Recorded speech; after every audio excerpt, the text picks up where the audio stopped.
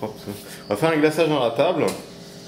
Donc le glaçage inratable, c'est un glaçage qui a une certaine densité, qui a une certaine épaisseur, qui refroidit en durcissant, qui est sans bulle et qui est bien brillant. Donc pour faire ça, on va prendre 150 g de chocolat.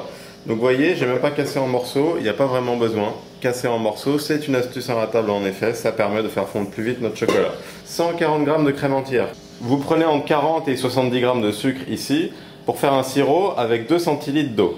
Donc 40-70 g de sucre, pourquoi? C'est à votre goût. Si vous voulez l'alléger un peu, vous n'êtes pas obligé de mettre beaucoup de sucre. C'est juste pour le brillant qu'on a besoin d'un peu de sucre. Donc on va faire un sirop, pourquoi? Parce que si on mélange le sucre, peut-être qu'ils font mal, ils cristallisent et on va pas avoir un revêtement hyper net de notre glaçage. Et est-ce que 2 centilitres d'eau doivent être exacts? Pas vraiment non plus. Plus vous en mettez, plus vous allez mettre du temps à faire votre sirop. Mais ça n'a aucune conséquence sur la recette. Et ici, on va avoir besoin de 50 g de beurre qu'on laisse à température ambiante, donc il devient tout mou comme ça. Sur un table que j'oubliais, une spatule en bois, ou alors évidemment une maryse, toujours préféré la maryse, et surtout pas de fouet, on veut pas qu'il y ait de bulles dans notre chocolat. Donc quand notre chocolat commence à fondre comme ça gentiment, on va envoyer au micro-ondes les 140 g de crème fraîche. Alors on veut que la crème fraîche soit chaude, il n'y a pas besoin qu'elle soit bouillante, c'est même mieux si elle n'est pas bouillante, elle va rester intègre. On a besoin qu'elle soit simplement chaude. Donc dès qu'elle est chaude en la touchant au doigt, sans qu'elle boue, vous êtes bon, vous pouvez la sortir du micro-ondes. Donc vous pouvez prendre de la crème fraîche fluide, il y a des paquets comme ça, c'est marqué fluide. Comme on ne fait pas de la crème montée, ça n'a aucune importance. La crème fraîche que vous voulez, la fluide est meilleure parce qu'elle est plus adaptée aux cuissons. Et elle montera très mal en chantilly par contre. C'est important de le savoir. Donc pendant que notre crème chauffe et pendant que notre chocolat fond, on va en même temps faire notre sirop. Donc à feu doux, on n'est pas pressé.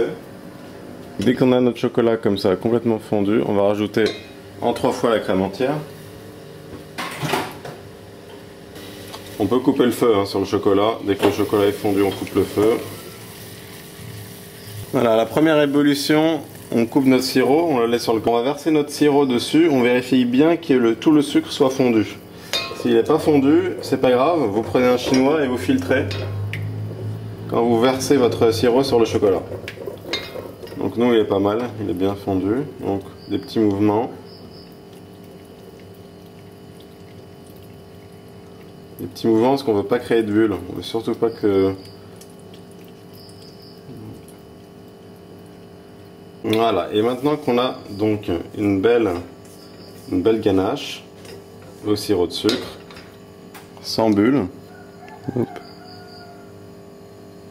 On va la laisser de côté, qu'elle refroidisse jusqu'à une quarantaine de degrés et on va incorporer le beurre. Hop, on touche, dès que c'est pas brûlant à la main, c'est qu'on est à 40-45 degrés. On va mettre les chocolats un par un et pas comme moi. Je les mets tous en même temps. Et on mélange délicatement à partir du centre pour toujours pas créer de bulles.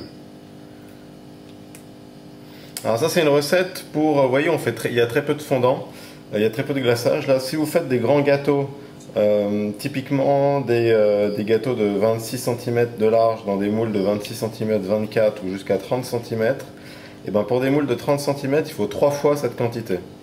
Et alors dans les astuces à table, mettez le gâteau bien au frais. Quand on fait des entremets, on les met carrément au congélateur ou au surgélateur pour refroidir très vite la température extérieure. Et du coup, lorsqu'on met le fondant, il va se figer sur le gâteau et il ne va pas continuer à dégouliner. Donc c'est important qu'il y ait un contraste de température. Donc le chocolat, donc le gâteau, que ce soit des génoises, des entremets ou des simples gâteaux au chocolat, etc. Pour les glacer, on les sort froids du frigo et on les glace avec un fond d'un glaçage qui est à température ambiante un peu plus, à 30 degrés à peu près.